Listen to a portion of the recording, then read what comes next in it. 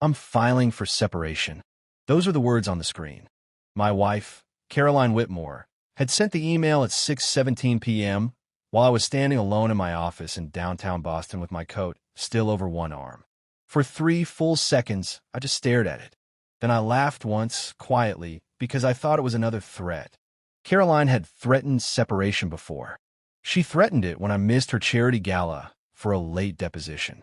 She threatened it when I questioned why her brother's landscaping company was suddenly billing our household account. She threatened it when I told her I would not apologize to her father for refusing his investment offer. But this time there was an attachment. Separation_agreement_draft.pdf. My hand tightened around the mouse. Outside my glass office wall, junior associates moved through the hallway with folders against their chests, pretending not to look at the senior partner who had gone still under the dimmed lights. I clicked the document. The first page opened. My name was there. Nathaniel James Whitmore. Her name was there. Caroline Elizabeth Whitmore. Then my eyes moved down to the next line. Petition for legal separation. Prepared by Harlan Pearson Lowe. I stopped laughing. The document was not a threat. It was complete. 36 pages. Property division. Temporary residence. Separate accounts. Custody arrangement for our daughter, Lily. Lily's name hit harder than the rest. Lily Grace Whitmore. Age 9. Primary residence requested with mother. Visitation for father to be negotiated. My throat closed. I sat down slowly, not because I wanted to, but because my legs no longer trusted me. The office seemed to shrink around the glow of that screen. For years, I had known Caroline was unhappy. I had known it in the way she stopped touching my shoulder when she passed behind me in the kitchen. I had known it in the silence at dinner. I had known it in how she spoke about me at parties, with a bright smile and a small blade hidden under every joke.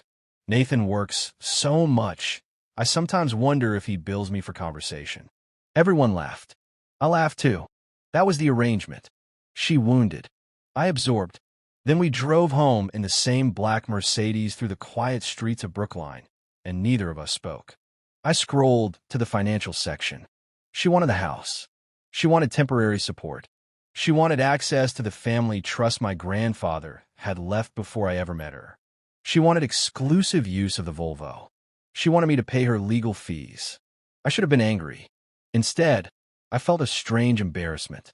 Not because my wife was leaving me, because she had done it with more preparation than I had given our marriage in years. My phone buzzed. A text from Caroline appeared. Please don't make this uglier than it has to be. I stared at the sentence until the words blurred. Then another message came. Lily is upstairs doing homework. Don't come home angry. I closed my laptop. I did not answer. The ride home took 22 minutes. Every red light felt personal. By the time I turned into our gated street, the house was lit like nothing had happened. The brick facade glowed under warm exterior lamps. The white columns stood clean and proud. The wreath Caroline had chosen from a boutique florist hung perfectly centered on the door. It looked like a house that had never heard a cruel sentence. I found Caroline in the kitchen. She was standing by the island in cream trousers and a pale blue sweater, pouring tea into a porcelain cup. Her wedding ring was still on. That detail nearly undid me. She looked up. You opened it, she said. Her voice was calm. Too calm. Yes, I said. She set the kettle down. I didn't want to ambush you at home. You emailed me legal separation papers at work. I thought that was cleaner. Cleaner for who? Her face tightened. Nathan, please. That please had history inside it. It meant lower your voice. It meant Lily might hear. It meant do not force me to show emotion. I placed my briefcase on the floor instead of the counter because suddenly I hated the sound it might make. How long have you been planning this? She looked toward the hallway. Long enough. With Harlan Pearson Lowe? Yes. That's your father's firm. One of them. I let out a slow breath. So your father knows. My father helped me find counsel. That's not what I asked. Her eyes hardened. Yes, Nathan. He knows. There it was. Not only separation, coordination, a family strategy, a boardroom decision made around my marriage. I heard footsteps on the stairs. Lily appeared in pink pajamas, holding a history worksheet. She had Caroline's dark blonde hair and my serious eyes, which always made me feel guilty when she looked worried. "Dad," she said, "you're home." I forced my face to soften. "Hey, Bug." She came to me, and I hugged her too tightly. She let me for a moment. Then she pulled back. "Are you and Mom fighting?" Caroline looked down at her tea. I looked at my daughter and felt the first real fear of the night. "No," I said. "We're talking about grown-up things." Lily nodded like children do when they know adults are lying but have no power to demand the truth. "Can you check my worksheet?" "Yes," I said. "Of course." Caroline's eyes flickered. Maybe she had expected me to walk out. Maybe she had expected me to shout. Maybe she had already written that scene in her head and planned to use it later. But I sat beside Lily at the breakfast table and helped her identify the three branches of government: legislative, executive, judicial, checks and balances. The irony sat between my ribs like a stone. That night, Caroline slept in the guest room. Or maybe she did not sleep at all. I lay awake in the primary bedroom, staring at the ceiling while her side of the bed remained smooth and untouched. At 2:13 a.m., I opened the agreement again on my phone. This time, I read every word. By page 18, I found a clause that changed my breathing. Caroline was requesting emergency temporary financial control due to concerns regarding the respondent's recent instability, emotional volatility, and possible mismanagement of marital assets. I sat up. Instability, emotional volatility, mismanagement. Those are not careless words. Those are legal words. Those were foundation stones. Someone was building a case against me. I thought back over the last 6 months. The dinner at the Somerset Club where Caroline told our friends I had been so intense lately. The school fundraiser where her mother asked if I was getting enough help. The family brunch where her father, Richard Monroe, mentioned that stress made good men reckless. At the time, I thought they were being condescending. Now I understood they were rehearsing. The next morning, I called my own attorney. Not a friend. Not someone from my firm. I called Evelyn Hart, a family law attorney in Beacon Hill whose reputation made even powerful men sit up straighter. She met me at noon. She read the agreement in silence. I watched her face instead of the pages. Evelyn was 62, silver-haired, sharp-eyed, and immune to panic. When she finished, she removed her glasses. "This is aggressive," she said. "I know. No, you don't. This is not a wife testing whether her husband will fight. This is a wife preparing to control the first version of the story." I felt heat crawl on my neck. What story? That you're unstable. That she needs protection. That your daughter needs consistency away from you.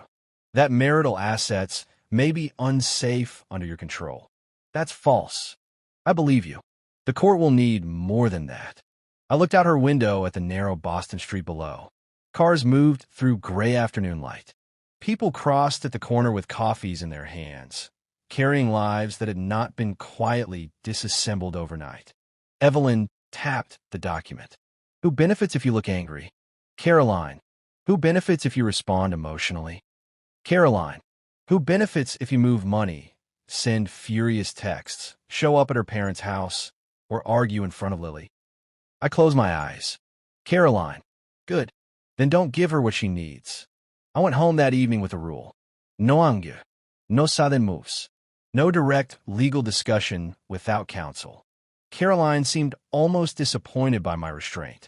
At dinner, she served roasted salmon and asparagus. Lily told us about a classmate who brought a hermit crab for show and tell. Caroline smiled at the right places. I smiled at the right places. We looked for 30 minutes like a family still intact. After Lily went upstairs, Caroline began loading plates into the dishwasher. "I assume you called someone," she said. "Yes. Evelyn Hart." I looked at her. Her lips pressed together. "That means yes. How would you know her name?" "Dad mentioned she might be one of the people you'd call." "Of course he did. He's trying to protect me." "From what?" She turned from the sink. "From spending the rest of my life being treated like furniture in my own marriage." The sentence landed cleanly. Not dramatic. Not false enough to dismiss. I had not cheated. I had not hit. I had not gambled. I had not disappeared into addiction. But absence has its own cruelty. I had built a life so comfortable that I stopped noticing who felt alone inside it. I didn't neglect you, I said. Her expression changed. She had expected defense, not admission. But I did not endanger Lily. I did not mismanage assets. I did not become unstable. Caroline's jaw tightened. I wrote what my lawyer advised. No, you signed what your lawyer advised. She looked away. That was when I saw it. Not guilt exactly. Fear. For the first time since the email, Caroline looked afraid of something other than me. The next week unfolded like a polite war. We lived in the same house. We spoke in careful sentences. Lily watched us both.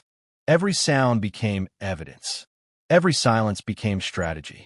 Caroline's parents came over on Sunday.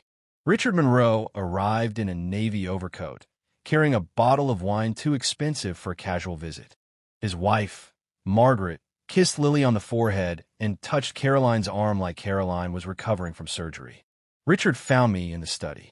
He closed the door behind him. "Nathan," he said, "I'd hope we could speak man to man.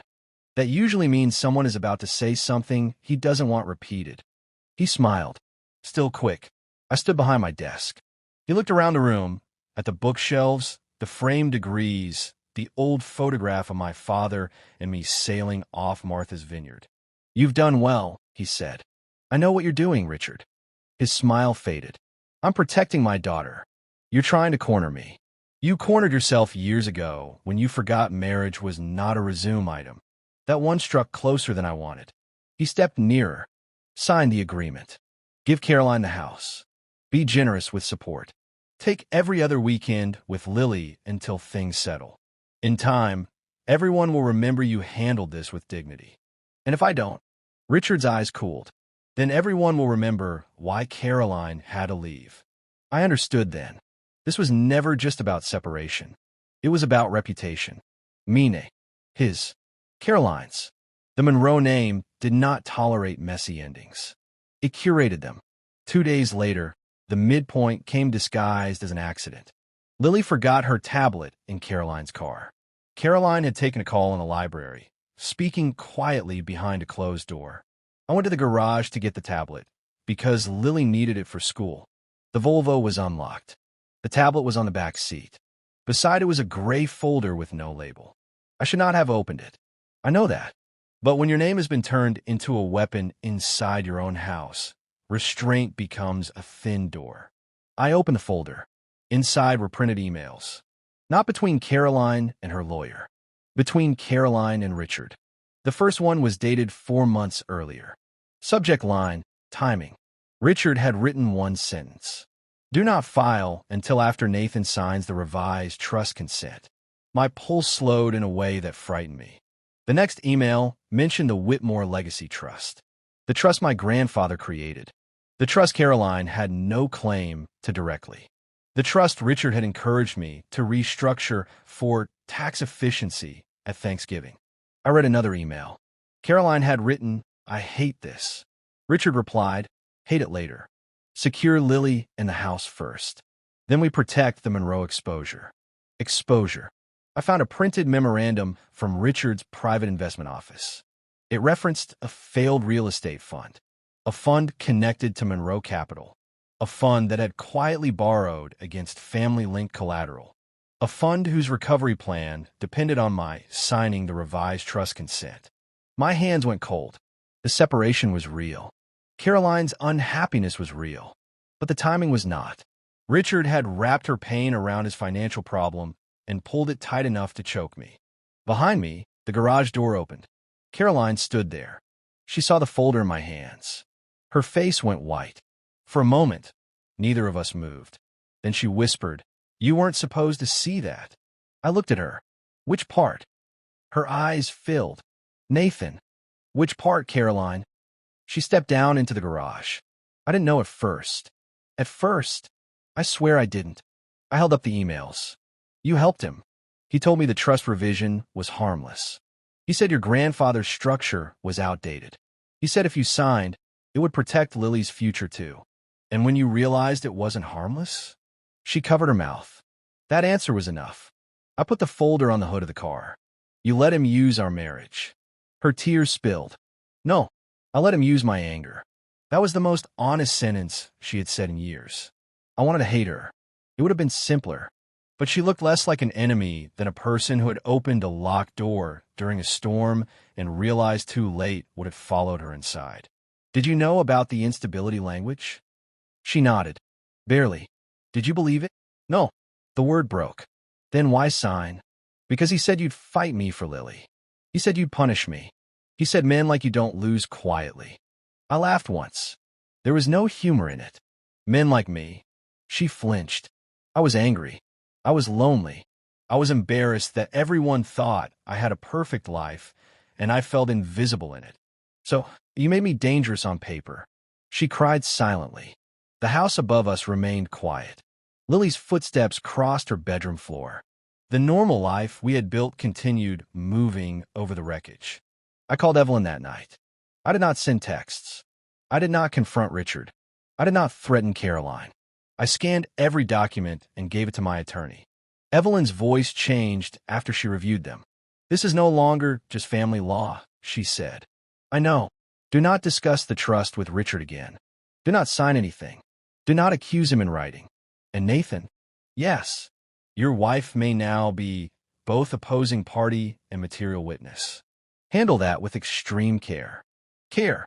That word began to define everything. I avoided Caroline the next morning until Lily left for school. Then I found her in the sunroom. She looked exhausted. No muck-up. Hair tied back. The guarded elegance was gone. I'm going to amend the filing, she said before I spoke. Are you? Yes. I'm removing the instability claims. Because they're false or because they're useful to remove now? She looked down. Both. I appreciated the honesty and hated the answer. I'm not signing the separation agreement.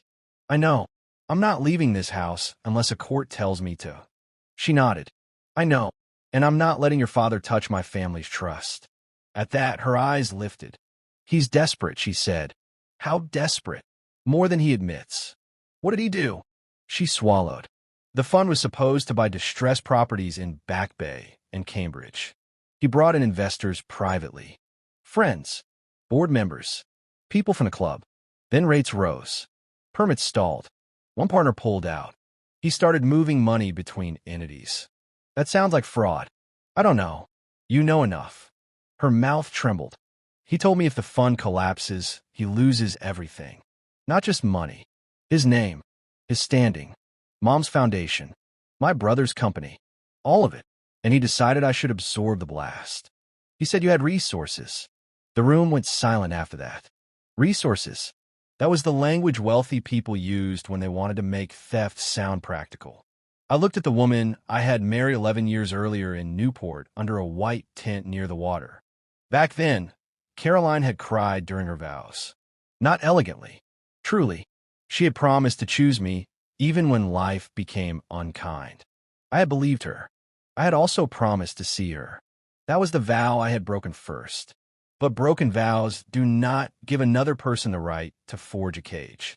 We need to tell Lily something honest, I said. Caroline nodded. She already knows something is wrong.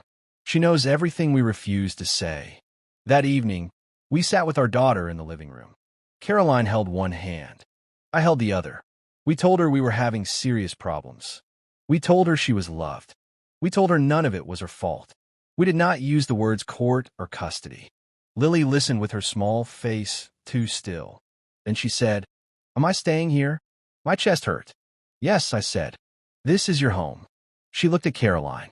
Are you staying here? Caroline's lips parted. Then she looked at me. For once, there was no performance between us. For now, Caroline said. Yes. Lily nodded. Then she leaned against my arm and cried without sound. That silence wounded me more than shouting ever could. The next blow came from Richard. He called Caroline after Evelyn notified his lawyers that the trust consent was off the table. I heard her in the kitchen. No, that. Then silence. No, I won't say that. More silence. No, Nathan found the folder because I left it in the car. That is not the same as theft. Her voice cracked. Stop. I stood at the doorway, but did not enter. Caroline saw me. For the first time in our marriage, she did not hide the call. She put on speaker. Richard's voice filled the kitchen. You are making an emotional mistake. Caroline wiped her cheek. I already made one. You think Nathan will protect you after what you signed? I'm not asking him to. You should be asking me. I'm your father. No, she said. You are the reason I forgot what that was supposed to mean. There was a pause. Then Richard said coldly, Be careful, Caroline. Nathan will not be the only one left exposed. She ended the call. Her hand shook. I wanted to reach for her. I did not. Some bridges cannot be crossed just because both people are standing near them. The legal machinery moved quickly after that. Caroline's amended petition removed the accusations. Evelyn filed a response that preserved my parental rights and opposed any financial restrictions. Richard's attorneys sent letters full of polished threats. My trust attorney found irregularities in the documents Richard had asked me to sign. An independent forensic accountant was brought in. The separation remained. That mattered. Caroline did not suddenly run back into my arms because her father had betrayed us both. Real damage does not dissolve under one revelation. We still had years of distance between us. We still had dinners where loneliness sat at the table. We still had a daughter whose idea of home had been cracked by adults who thought they were managing pain. But the story changed. Not publicly, not dramatically, quietly. The first version did not belong to Richard anymore. 3 weeks later, Caroline asked me to meet her at a small restaurant in Beacon Hill. Not our anniversary place. Not somewhere loaded with memory. A narrow, candlelit place with old brick walls and quiet service. She arrived early. That surprised me. She had always made me wait when she was angry. There was no wedding ring on her hand. I noticed. She noticed me noticing. I took it off because wearing it felt dishonest, she said. I sat across from her. I understand. I didn't ask you here to fix anything. Good. That almost made her smile. Almost. She folded her hands. I filed for separation because I wanted you to feel the shock I felt for years. The honesty was brutal. I wanted you to wake up in one moment and realize someone had left the room emotionally before you even turn around. I said nothing. She continued. Then my father gave my anger a plan, and I mistook having a plan for having strength. I looked at her face. She seemed older. So did I. I'm sorry, she said. Not the polished apology of someone avoiding liability. Not the social apology of a woman trained by elite rooms. A real apology. Small. Humiliating. Late. I am sorry for putting those claims in writing. I am sorry for involving Lily in a strategy. I am sorry for letting my father make you look unsafe because I was too hurt to say I felt abandoned. I looked down at the table. The candle trembled inside its glass holder. I abandoned you in ways that never looked like abandonment, I said. Her eyes filled again. I know. I told myself providing was presence. I gave you a beautiful house and disappeared inside the work that paid for it. You did. I made you defend my absence to people who already thought you were decorative. Her mouth tightened. That one hurt her because it was true. I am sorry, I said. She closed her eyes for a moment. The waiter passed our table without interrupting. Outside, Boston moved in winter darkness. Inside, two people sat with the wreckage of marriage and did not pretend it was simple. What happens now, she asked. We separate honestly, I said. The words felt like breaking bone. No false claims. No financial ambush. No using Lily as proof of pain. Caroline nodded slowly. And after that, I don't know. That was the first answer in years that did not try to control the room. The final hearing for temporary arrangements took place on a gray Thursday morning. Caroline and I sat on opposite sides of the aisle. Richard was not there. His lawyers were. So were mine. The judge reviewed the amended filings.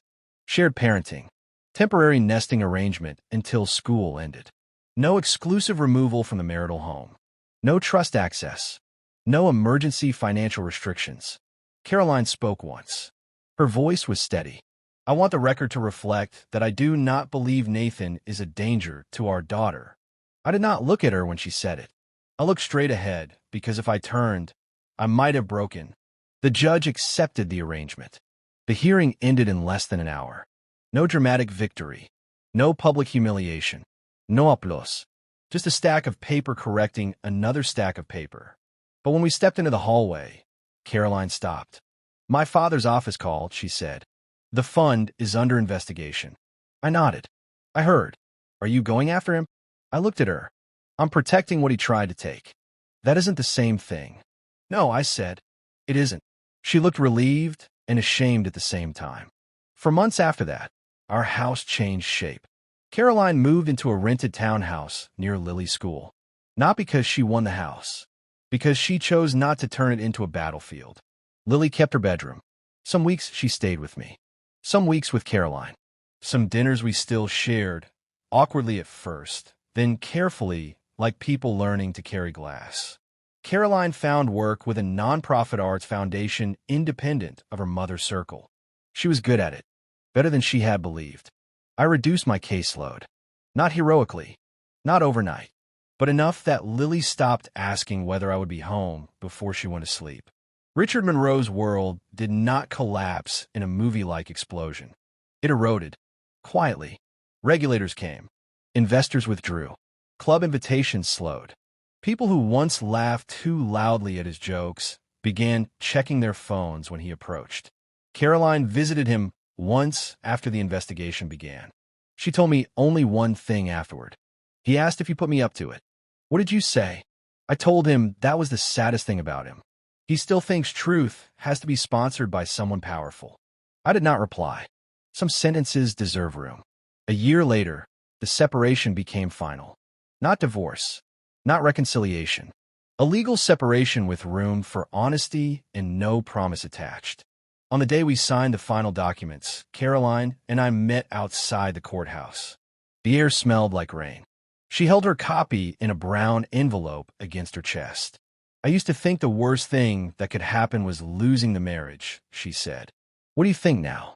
She looked across the street, where people moved under umbrellas. The worst thing is staying inside a lie long enough that you start needing it. I nodded. I think I did that too. She turned to me. We both did. That afternoon, I picked Lily up from school. She climbed into the passenger seat and tossed her backpack onto the floor. Mom said you signed the final papers, she said. Yes. Are you sad? I kept both hands on the steering wheel. Yes. She nodded. Is Mom sad? Yes. Are you mad? I thought about Caroline's email. The attachment. The false claims. The folder. Richard's voice. The hearing. The tiny, quiet ways truth had returned to our house. No, I said. Not like before. Lily looked out the window. Then she said, Good. I hate when a house feels like it's holding its breath. That sentence stayed with me. It became the measure. Not whether I won. Not whether Caroline lost. Not whether Richard paid enough. Whether the house could breathe. That spring, Caroline came to Lily's piano recital.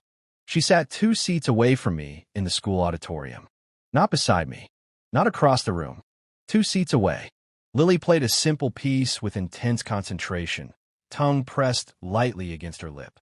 When she finished, she looked for both of us. We were both standing. Both clapping. Both there. Caroline glanced at me. There was grief in her face. There was gratitude, too. No promise. No easy repair. Just the fragile decency of 2 people who had stopped using pain as evidence. After the recital, Lily ran toward us in her navy dress. She hugged Caroline first, then me. Then she pulled us together with the impossible authority of a child who still believed adults could behave if reminded firmly enough. For 1 second, the 3 of us stood close. Not as the family we had been. Not as the family we had pretended to be. As something quieter. Something wounded and breathing. Caroline stepped back first. I'll bring her overnight bag tomorrow, she said. Okay. She has a science project due Monday. I know. Caroline smiled faintly. You actually know. I actually know. Lily rolled her eyes. Great. Both of you are weird now. She skipped ahead toward the parking lot. Caroline and I watched her go. The evening light caught the side of her face. For a moment, I saw the woman from Newport. Then I saw the woman in the garage. Then I saw the woman standing in court telling the truth when lying would have been easier. All of them were real. All of them were Caroline. I never thought an email would end our marriage, she said softly. It didn't, I said. She looked at me. The email just opened the document. She understood. The marriage had been ending in quieter drafts for years. In missed dinners. In swallowed sentences. In jokes that were not jokes. In money treated like comfort. In comfort mistaken for love. The document did not create the truth. It exposed who was willing to edit it. Caroline walked to her car. I walked to mine. Lily waved from the sidewalk between us, impatient and alive and still ours. I waved back.